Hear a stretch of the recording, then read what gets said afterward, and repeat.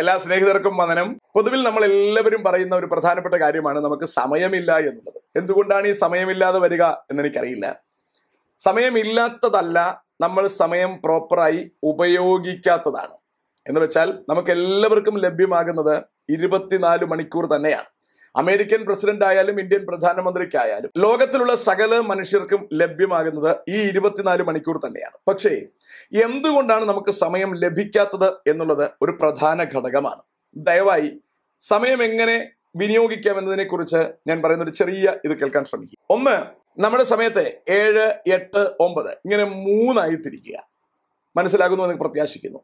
നമുക്ക് 24 മണിക്കൂറുകളാണുള്ളത്. അതിനെ 7 മണിക്കൂർ, 8 മണിക്കൂർ, 9 മണിക്കൂർ എന്ന 3 ഭാഗങ്ങളായി തിരിക്കുക. അതിൽ 7 മണിക്കൂർ സുഖമായി ഉറങ്ങുക.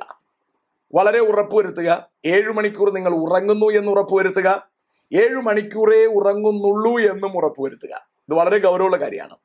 ഉറക്കം കൂടുതൽ നിങ്ങൾക്കുണ്ടാകുന്നുണ്ട് എങ്കിൽ അത് നിങ്ങൾ ഹോസ്പിറ്റലിൽ കാണിച്ച് നിങ്ങളുടെ ശരീരത്തിന്റെ അവസ്ഥയെ ക്രമീകരിക്കേണ്ടത് അത്യന്താപേക്ഷിതമാണ്. എന്താണ് ശരീരത്തിന്റെ അവസ്ഥ? 7 മണിക്കൂർ കൂടുതൽ ഉറങ്ങേണ്ട ആവശ്യമില്ല. അപ്പോൾ 7 മണിക്കൂർ നിങ്ങൾക്ക് ഉറക്കം കിട്ടുന്നു എന്ന് ഉറപ്പുവരുത്തുക. 7 മണിക്കൂറേ ഉറങ്ങുന്നു എന്നും ഉറപ്പുവരുത്തുക. നെക്സ്റ്റ്, 8 മണിക്കൂർ. 8 മണിക്കൂർ നിങ്ങൾ ഏത് മേഖലയിലാണ് വർക്ക് ചെയ്യുന്നത് ആ മേഖലയിൽ 100% നിങ്ങളുടെ ഉത്സാഹം ചെലുത്തി വർക്ക് ചെയ്യുക. നിങ്ങൾ പാസ്റ്റർ ആണെങ്കിൽ അതിന് പൂർണ്ണ ഉത്സാഹം ചെലുത്തി വർക്ക് ചെയ്യുക.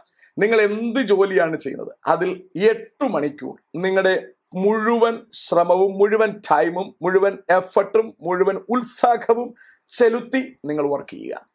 നമ്പർ 3, 9 മണിക്കൂർ. അപ്പോൾ 7 മണിക്കൂർ നമ്മൾ ഉറങ്ങി, 8 മണിക്കൂർ നമ്മൾ വർക്ക് ചെയ്തു. അങ്ങനെ നമുക്ക് 15 മണിക്കൂർ പോയി. ഇനി നമുക്കുള്ളത് 9 മണിക്കൂറാണ്. ഈ 9 മണിക്കൂറിനെ വേണമെങ്കിൽ നിങ്ങൾക്ക് 3 തിരിക്കാം. 3 മണിക്കൂറുള്ള 3 സ്ലോട്ടുകൾ.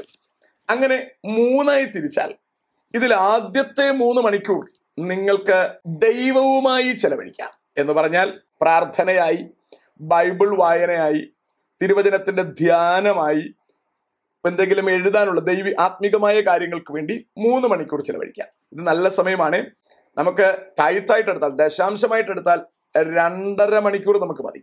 പക്ഷെ ഇവിടെ നമുക്ക് 3 മണിക്കൂർ കിട്ടുകയാണ്. ദൈവത്തിന്റെ അടുക്കൽ കൂടുതൽ ഇരിക്കാൻ കഴിയും എന്നുള്ളത് ഒരു പ്രത്യേകതയാണ്, ഒരു അനുഗ്രഹമാണ്. കണ്ടോ, 7 മണിക്കൂർ ഉറക്കത്തിനായും 8 മണിക്കൂർ ഡ്യൂട്ടിക്കായും ചെലവഴിച്ചപ്പോൾ തന്നെ 9 മണിക്കൂർ നമുക്ക് എക്സ്ട്രാ കിട്ടുകയാണ്. അവിടെ ആ 3 മണിക്കൂർ ദൈവത്തിന് വേണ്ടി ചെലവഴിക്കുക, അല്ലെങ്കിൽ ദൈവത്തിന്റെ അടുക്കലിരിക്കാൻ ചെലവഴിക്കുക. അതാണ് നല്ലത്. ദൈവത്തിന്റെ അടുക്കലിരിക്കാൻ ചെലവഴിക്കുക. അടുത്തു വരുന്ന 3 മണിക്കൂർ നിങ്ങളുടെ ഫ്രണ്ട്സുമായി ചെലവഴിക്കുവാൻ നിങ്ങൾ ചെലവഴിക്കുക.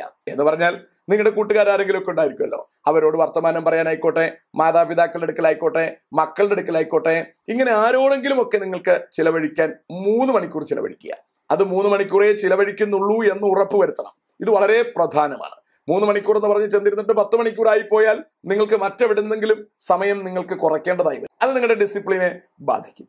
അടുത്തു വരുന്ന 3 മണിക്കൂർ നിങ്ങൾക്ക് വേണ്ടി തന്നെ ചെലവഴിക്കുക. എന്ന് വെച്ചാൽ പല്ല് തേക്കുക, കുളിക്കുക, എക്സസൈസ് ചെയ്യുക, വസ്ത്രം അലക്കുക, ഇങ്ങനെയൊക്കെയുള്ള നിങ്ങളുടെ സ്വന്തം കാര്യങ്ങൾക്ക് വേണ്ടി. കാര്യങ്ങൾ മനസ്സിലാകുന്നു എന്ന് ഞാൻ പ്രത്യാശിക്കുന്നു. എന്ന് വെച്ചാൽ ആദ്യത്തെ 7 മണിക്കൂർ ഉറങ്ങാൻ ചെലവഴിക്കുക.